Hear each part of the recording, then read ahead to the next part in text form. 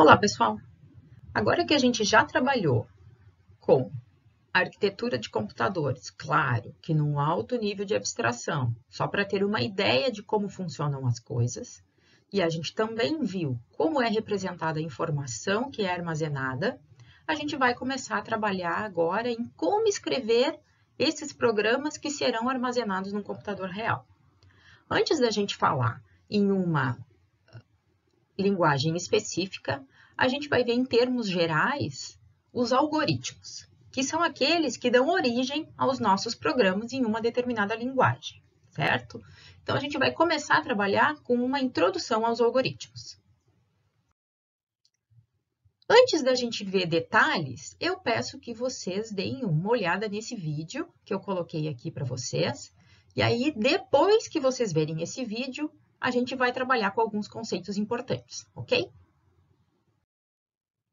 Bom, agora vocês já viram o vídeo e devem ter ficado curiosos para saber, afinal, como que a gente escreve esses algoritmos. Então, a gente tem algumas definições, né? Cada autor usa uma definição diferente, com as suas próprias palavras, para a mesma coisa. Então, o que é um algoritmo? Um algoritmo é uma sequência de passos bem definidos que tem por objetivo solucionar um determinado problema. Não muito diferente daquilo que a gente determinou quando a gente estava trabalhando com os nossos escaninhos, lembram? Outro autor diz que um algoritmo é a descrição de um número finito de passos capazes de especificar precisamente os processos que produzirão um resultado específico. Observem que um algoritmo não é a mesma coisa que um programa. Um programa é o quê? É um conjunto de instruções para o computador, descrevendo como executar um algoritmo.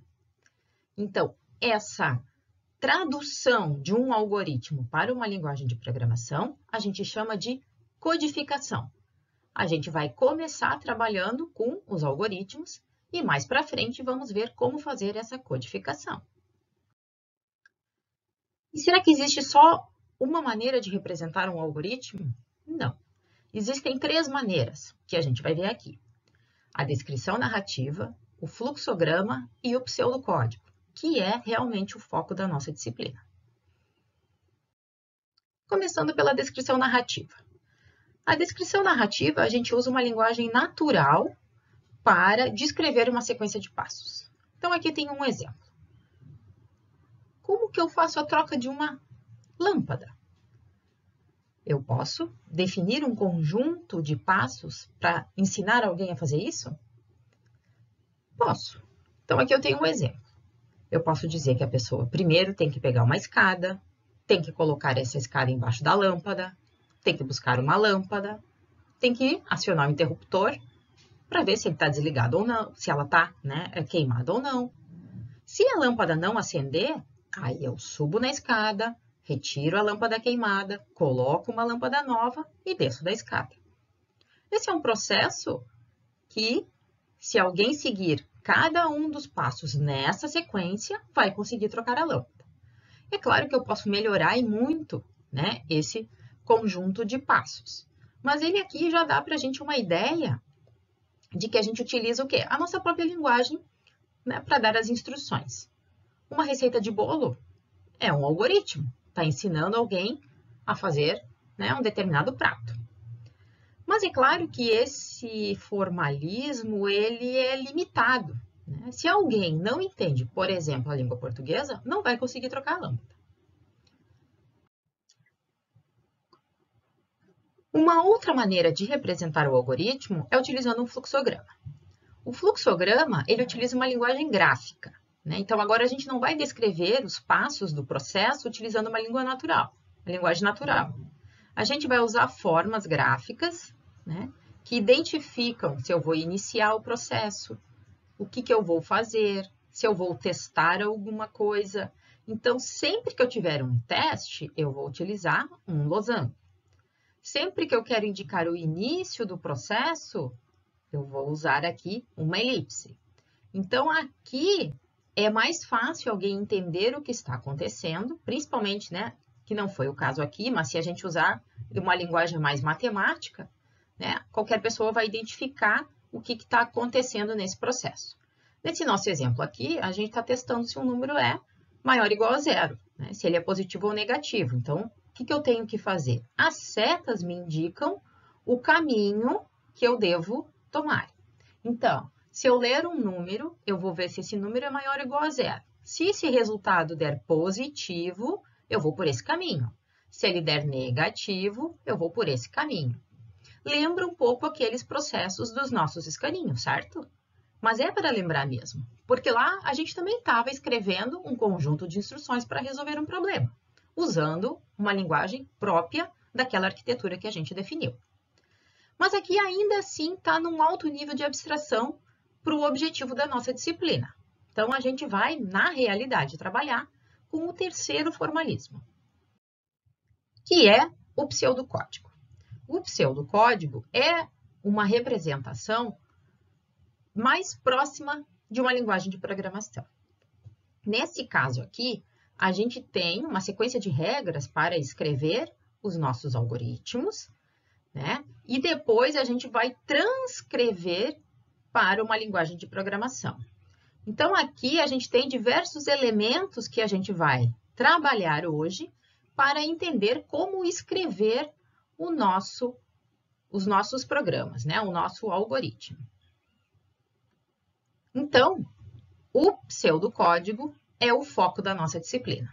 Então, sempre que eu mandar vocês escrever um algoritmo, desenvolver um algoritmo para resolver um problema, na verdade eu quero em pseudocódigo. Para que a gente possa, então, escrever os nossos algoritmos, a gente tem que uniformizar alguns conhecimentos, né? A gente precisa saber quais são os elementos desses algoritmos e como cada um deles funciona. Então, a gente vai trabalhar, vai ver o que são os dados, os tipos desses dados, que operações eu posso fazer com eles, que comandos eu posso utilizar e como que eu vou definir os meus blocos. Começando pela definição do que é uma variável. Então, uma variável é quando eu tenho um determinado dado que pode ser alterado, né? Então, sempre que eu quiser manipular informações, eu vou manipular através das variáveis, certo? E elas vão sofrer alterações ao longo da execução desse meu algoritmo. Quando eu tenho uma determinada variável que nunca muda o seu valor, a gente diz que ela é uma constante. E de que tipo que pode ser esse dado? Né? A gente vai manipular tudo como se fosse a mesma coisa? A gente sabe que internamente tudo é número binário, como a gente viu nas aulas anteriores. Mas como será que o computador vai saber fazer aquela conversão para o binário? Vai depender do tipo do dado que eu estou manipulando.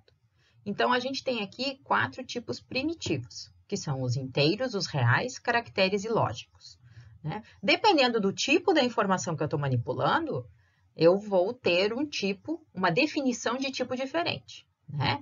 Aqui fica bem claro que se eu estou manipulando números inteiros, eu vou dizer que é um tipo inteiro.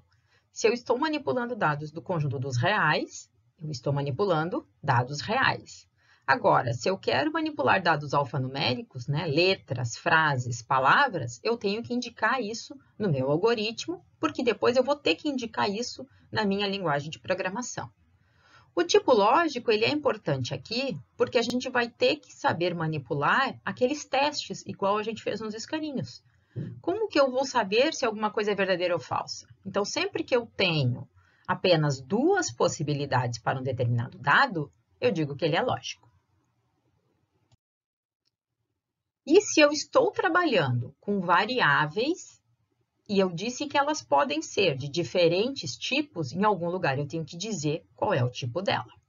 Então, a primeira coisa que a gente faz sempre é a declaração das variáveis. A gente vai dizer quais são as nossas variáveis, vai dar um nome para elas e vai dizer de que tipo elas serão. Então, se eu estou escrevendo um problema que vai manipular soma de números inteiros, então eu vou somar anos. Então, eu tenho que dizer que eu tenho uma variável com o nome ano, com o nome soma e o tipo dela é inteiro. Ah, mas eu quero calcular uma média. Uma média normalmente é um número real. Então, eu vou dizer que ela é do tipo real, né? Eu quero perguntar o nome de uma pessoa. Eu vou dizer que isso é do tipo caractere. Mas as minhas variáveis, ó, eu vou dar nome a elas, né? Eu vou identificá-las e vou dizer o tipo delas. Depois que eu criei as variáveis, então eu vou poder escrever operações utilizando essas variáveis. Claro que eu tenho algumas regras para definir os nomes das minhas variáveis, né? Eu sempre vou começar com um caractere alfabético. Por quê? Vocês já viram alguém ter um nome começando com um número? Não, né? A gente nunca usa um número. Um número me indica que eu vou fazer uma operação aritmética com ele, né? Eu vou fazer uma operação matemática. Então, a gente sempre começa o nome da variável com um caractere alfabético. Tanto faz se for maiúsculo ou minúsculo, tá? Depois do primeiro caractere, eu posso utilizar números, né?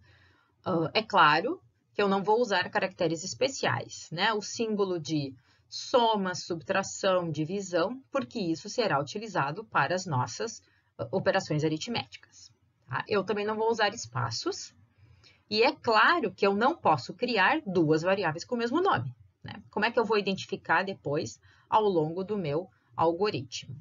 É claro que eu tenho que respeitar os tipos de dados, né? Já pensar no tipo dos dados na hora que eu for definir o nome das minhas variáveis, né? Na hora que eu for declarar as minhas variáveis.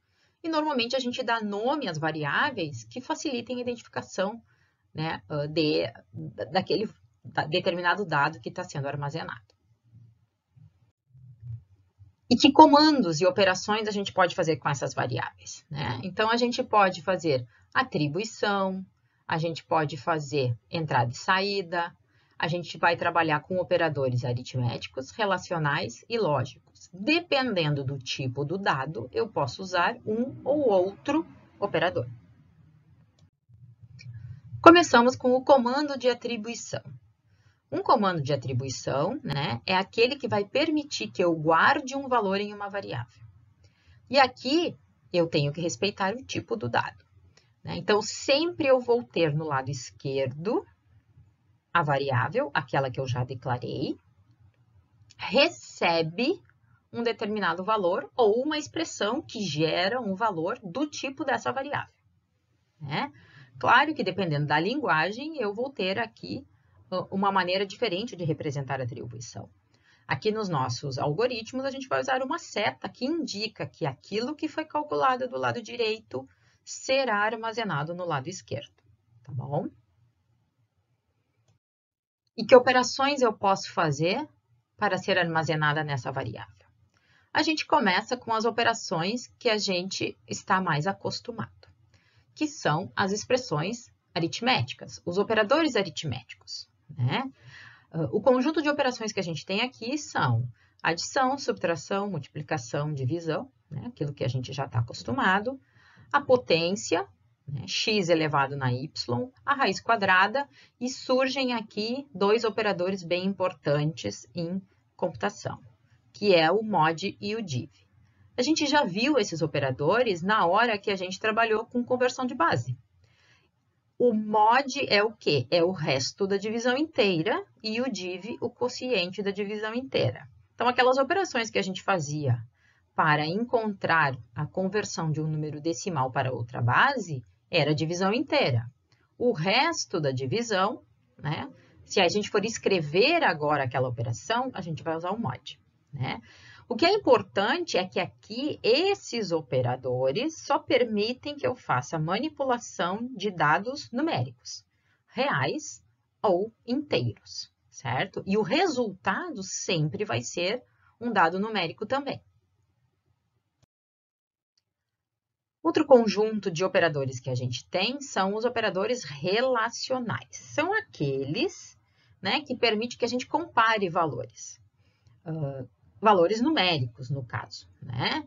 Então, eu quero ver se dois números são iguais, se um número é maior que o outro, é maior ou igual, ou é diferente.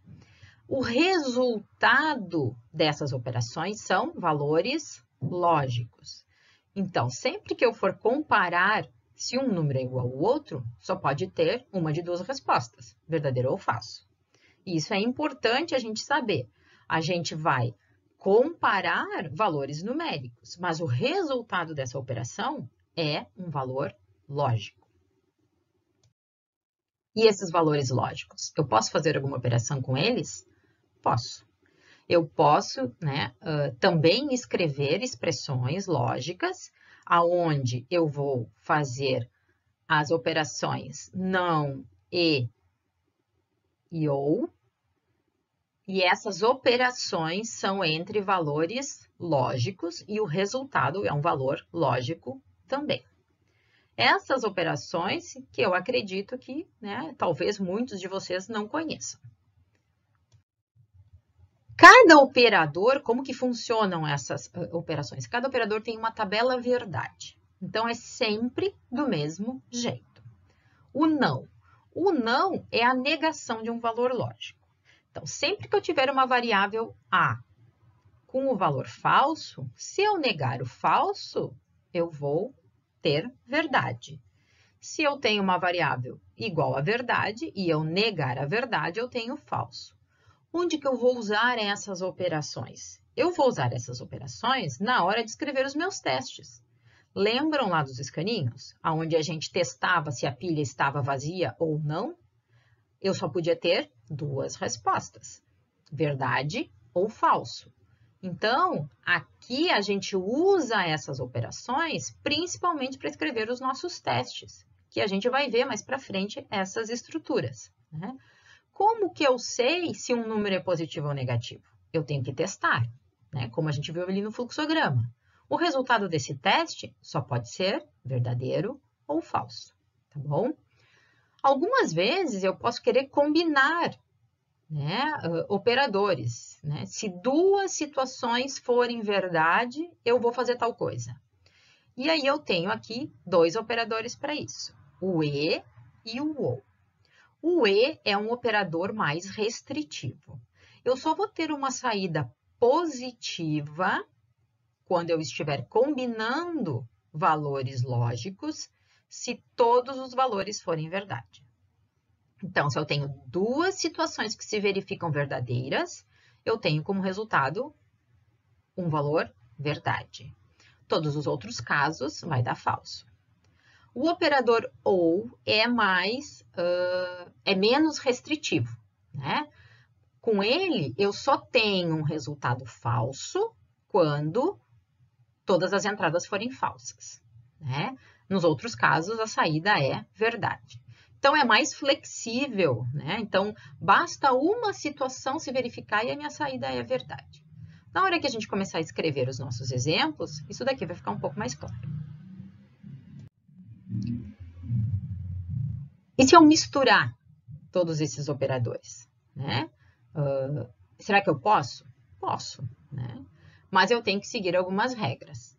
A regra geral de precedência, primeiro a gente resolve as operações aritméticas, depois as relacionais e, por último, as lógicas. E isso faz sentido, como a gente já vai ver num exemplo. E eu tenho regra de precedência dentro de uma mesma categoria de operadores? Tenho, né? Assim como na matemática, se eu tenho misturado operadores de potência, raiz quadrada, multiplicação, divisão, né? Soma e subtração, primeiro a gente faz a potência. Primeiro a gente sempre faz os parênteses, e dentro dos parênteses eu sigo essas regras, tá? Aqui, ó, eu tenho vários operadores na mesma linha de precedência. Nesse caso, eu sempre resolvo da esquerda para a direita na expressão. O operador lógico, primeiro a gente resolve o não, depois o e por último, o ou. Fica um pouco mais... Vamos ver um exemplo aqui para a gente tentar entender essa questão das precedências. Eu tenho uma variável x, que é do tipo lógico. Como que eu sei? Porque eu tenho aqui um operador lógico, né? Esse operador lógico aqui, ele já divide a minha expressão em dois lados, né? Porque eu só posso comparar usando o ou valores lógicos. Então, eu vou fazer os dois lados, né? Aqui eu também vou fazer e esses resultados eu vou comparar. Vamos colocar aqui para deixar marcado. Agora, olhando a minha expressão, eu sei que primeiro eu vou resolver a potência, né? A potência e a raiz quadrada estão no mesmo nível. Então, eu resolvi aqui a potência, gerou o meu 16. Depois que eu resolvi a minha potência, o que eu tenho aqui para resolver seguindo aquela minha regra? Aí eu tenho aqui uma multiplicação, uma divisão e um mod. Eles todos estão no mesmo nível de precedência, mas eu faço primeiro aquele que está mais à esquerda. Então, eu vou fazer aqui o 3 vezes 5, que vai gerar o meu 15. Agora, olhando nessa linha aqui, né, eu tenho o quê? Eu tenho 16 é diferente de 4 mais 2, ou 2 mais 15 dividido por 3 mod 5 menor que 0. Dessas operações, agora eu vou fazer a divisão real, que vai gerar o meu 5. Nessa linha aqui, eu ainda tenho operações, né, que estão em mais alto nível de precedência, que é a soma, que é o mod. O mod, lembrando, é o resto da divisão inteira. Se eu dividir 5 mod 5, ou seja, qual é o resto da divisão de 5 por 5? É 0. Agora, eu tenho que falta eu fazer a minha soma. 16 é diferente de 6, ou 2 mais 0 é menor que 0. Observem que aqui eu estou fazendo bem passo a passo para a gente entender. 2 mais 0 é 0. Agora, eu tenho de novo aqui, né, que fazer essa comparação e essa comparação para poder chegar em valores lógicos e, então, poder aplicar o operador lógico. 16 é diferente de 6? Sim, verdade. 2 é menor que 0? Não, né? Então, falso. Aqui, então, eu posso resolver a minha expressão lógica, lembrando, quando eu tenho um verdade e um falso, no ou, qual é a saída? Verdade, né? Por quê? Porque basta um dos valores ser verdade para a saída ser verdade. Então, o resultado dessa expressão aqui é verdade. Agora, olhando outros comandos. Como que a gente vai fazer a entrada e a saída de dados? Lembram lá nos escaninhos, a gente tinha o quê? A gente tinha a bandeja de cartões para fazer a entrada dos nossos dados. Como que a gente vai fazer aqui? A gente não vai escrever pegue um cartão da bandeja. Isso a gente vai fazer através do comando leia. O leia funciona como aquele pegue um cartão da bandeja e salve em E16. É como se eu dissesse que o E16 é igual a X.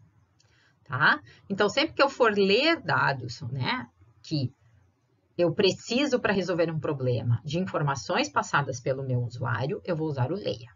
Eu posso ler várias variáveis no mesmo comando, mas é claro que elas serão, para o usuário, como se estivesse entrando uma de cada vez. E como é que eu vou mostrar essa saída? Do mesmo jeito que a gente tinha lá a nossa máquina de escrever, aqui eu vou usar o comando escreva.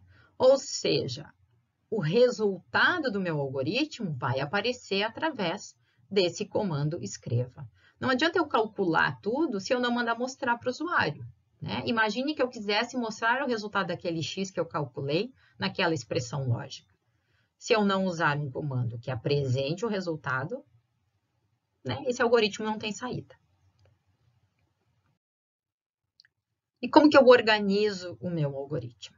Então, sempre eu vou ter que indicar o início, para aquela pessoa que estivesse olhando para esse algoritmo saber onde que começa.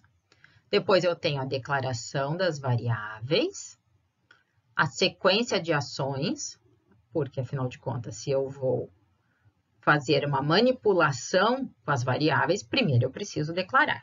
E eu tenho que indicar aonde termina o meu algoritmo. Então, vamos ver um exemplo aqui.